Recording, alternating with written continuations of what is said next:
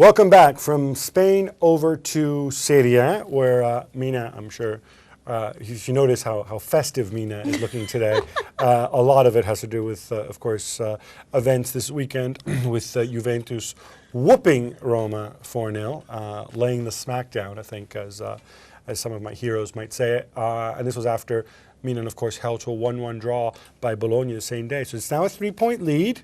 And it's a nice looking run in, but we're going to get to Juve in a bit, and we're going to start on a bizarre and I don't even know how to describe it, absurd, grotesque, perhaps note. Shameful, if you want to take the shameful. Yeah, no, I mean shameful. I don't see it as shameful necessarily. No, I don't. But those are the words used by Preziosi, head of CONI. Yeah. I don't think it's something that we're going to see again. But long and short of it is, Genoa have been in free fall for the last couple months or so. They're playing at home against Siena. Genoa's fans had already warned the players that they wanted more effort out of them in what was clearly, I think, prearranged early in the second half with Genoa down 4-0 by that point. Siena, battling relegation. That's right. Some 60 to 80 Genoa fans, pretty hardcore types. They left their post and they sort of went around.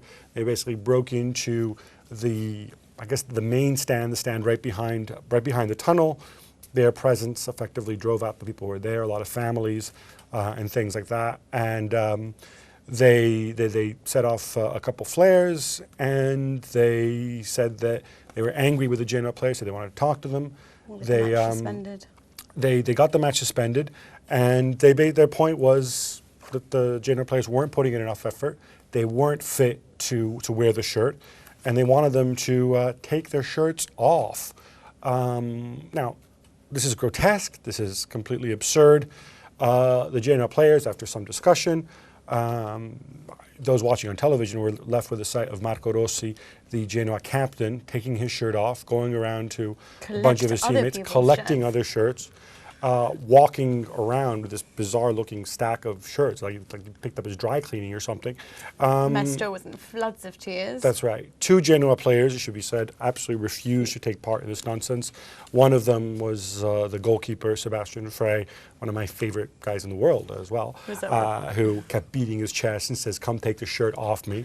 That was a sublime move. And but the other one, of course, Giuseppe Sculli, who the Genoa striker, who went over. He's got a long-standing relationship with the ultras. Just talked to them and basically talked them out of it, saying like, "No, why should I take my shirt off? I'm not going to take off my shirt. I have nothing to be ashamed of. I have nothing to be ashamed of." Eventually, the players all put their shirts back on. The match restarted after a delay of about 40 minutes. And Genoa went on to lose 4-1, and then they sacked their manager, Alberto Malesani. They did get that one, which was an own goal from Siena. But I think the long and short of it is what we've seen, Mina, is a situation where a bunch of fans, and I'm never going to criticize fans' right to protest, but they basically held the game hostage. They ruined and spoiled the day for the other fans who were there, who were peaceful, and had every right to go there and watch the match. Yes. And I hope they come down, like a ton of bricks on these people, because frankly, I could see them on my television. And the same way I can see them, I would expect that the police and the authorities could see them as well. They are. I mean, from what I checked just sort of like 10 minutes ago, is that they were going through the pictures to identify the key men, and they are going to ban them from the stadium and from other stadiums, so that not to let them watch these, watch any match anymore as a sign of punishment. It was very grotesque, and I thought that the way that they went about it was embarrassing. And I thought that if the game wasn't played, then they would have been deducted points. They would be in further trouble than they are now. They're not thinking long-term strategy. This is not the right way to protest. Having said that, I think that the way that the media and certain people and certain men have come out to speak about it, the FIGC president and CONI president, who are like, "Oh, this is such a shameful disaster. Like this is putting Italian football on such a, it's putting it further down the hill, or whatever you like to call it." I thought that was a bit much. I think it's difficult to explain though to, I think, people watching two things. One is Marco Rossi's behavior, the captain of the team, basically saying like, oh, you know, I am such a wuss that I'm going to do what these people tell me, despite the fact that, you know, they're 50 yards away. Look, I know with that you police and think he's everything. practically a wimp, yeah, but No, you I think feel what he sorry did- for him at this stage. No, because I he's don't. Scared. I He's don't. Scared. I don't. Be a Yeah, man. you respect Be a Sculli. man. I understand that you would respect the likes of Sculli, and everyone said, well done for him to have gone up and been like, I'm not going to take this shirt off my back, yeah? But this is the captain of Genoa. He probably felt that there was no way out What? And he goes until and he, to negotiate with terrorists, well, basically, if, you know? if Genoa were run by a serious person and not by Enrico Preziosi, I would immediately say Marco Rossi will never play for this club ever again. But the other thing, too, which is difficult They to did explain call it is, sacrilege. how do 60 to 80 people, because that's what it was, there's Managed to cops have there, that there's much. police there. I don't understand that the stadium in Genoa, Manassi, is right in town. In the middle of While town, this is yeah. going on, there were cops there. I would have thought, and apparently the reason the cops didn't intervene straight away is they didn't want to create a ruckus Even and a fight, more, whatever. yeah. But that's fine. So then just bring a bunch of people, bring a bunch of cop cars outside the stadium and pick these guys up as they come out. Okay, but it's important to note that these guys weren't threatening these people, you know, weren't threatening the players' lives. They were protesting, they were angry.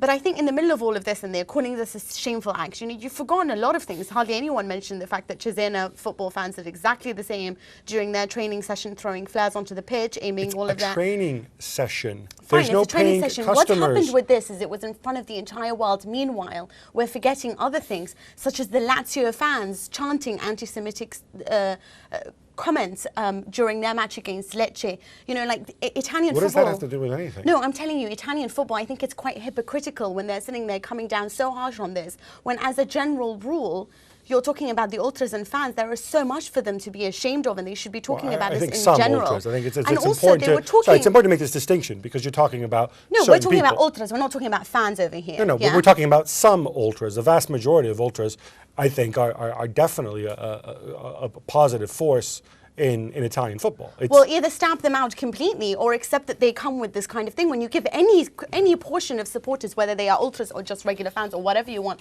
this much control, and then you sit there and you give them, you know, free parking and amazing free tickets half the time. You treat them like they're kings. They have so much chance to do whatever they want. And then they are going to one day go against you when something like this happens. You accept the good or the bad. Before that game, they were talking about how wonderful the choreography was.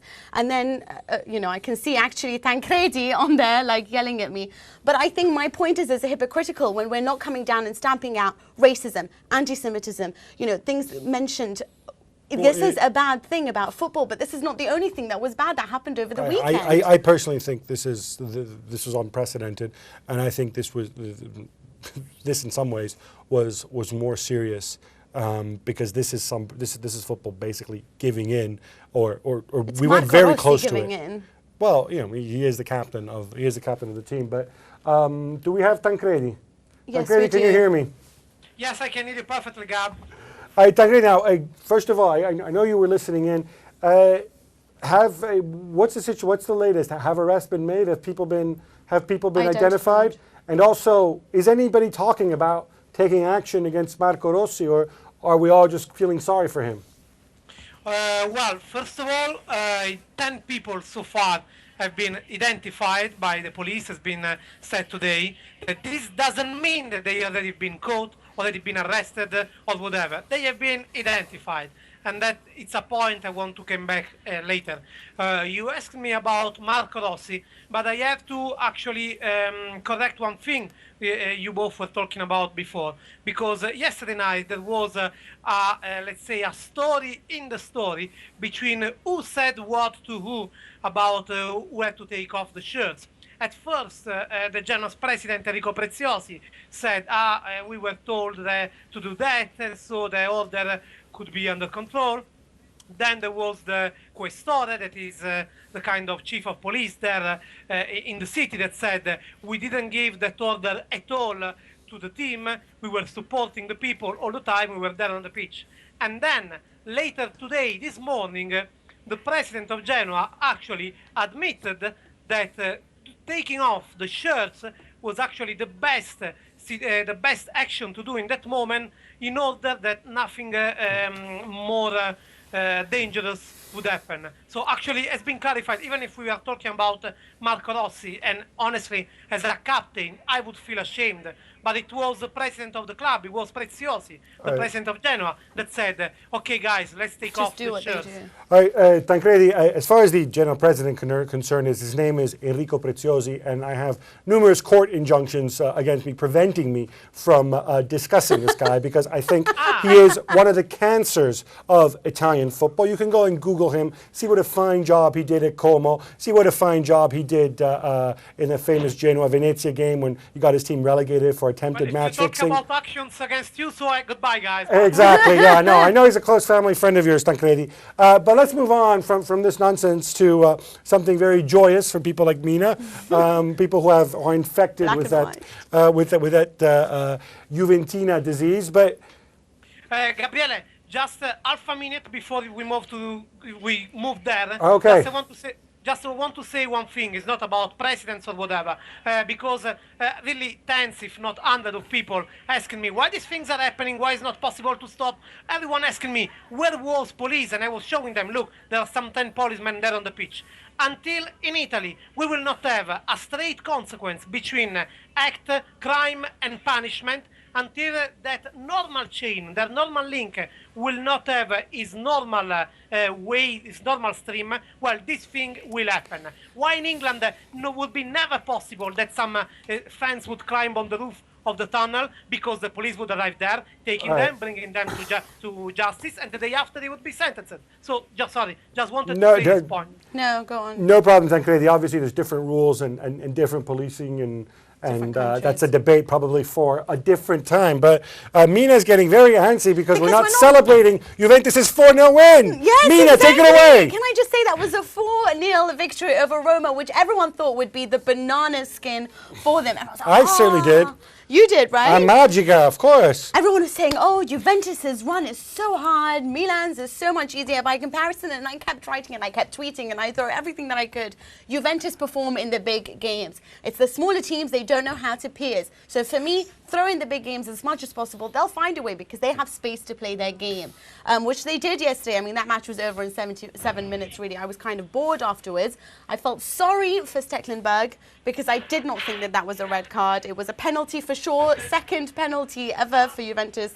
Not ever, rather just this season. Right. It was you're trying to say it's not a penalty? No. The guy just let faint his leg on Stecklenburg. That was a penalty in whatever way guys, to say. Guys, the point is, even without that, Juve won. It's a 3-point lead. What I need to get from you, doesn't make any difference. What I need to get from you, Tancredi, is, did they basically win the title here, looking at the run-in and looking at how demoralized and frankly crummy Milan were at home against Bologna?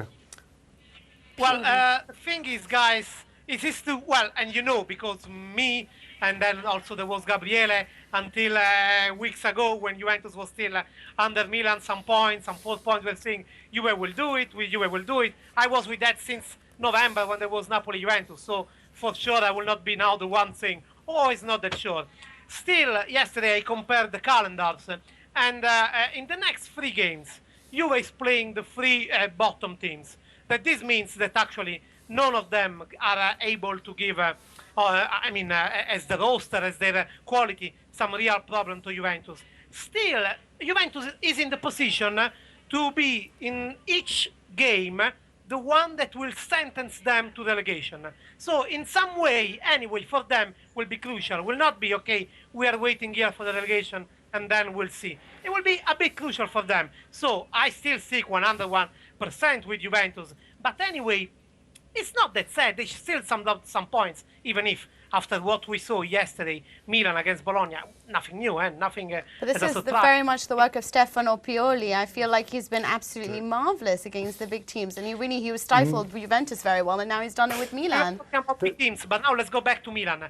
We were saying, I mean, in the last months, they haven't played honestly as someone that is fighting for the title. Yesterday was just another demonstration of that. Nothing new in that way. They've been unlucky, okay, because one goal to Ibrahimovic was disallowed again.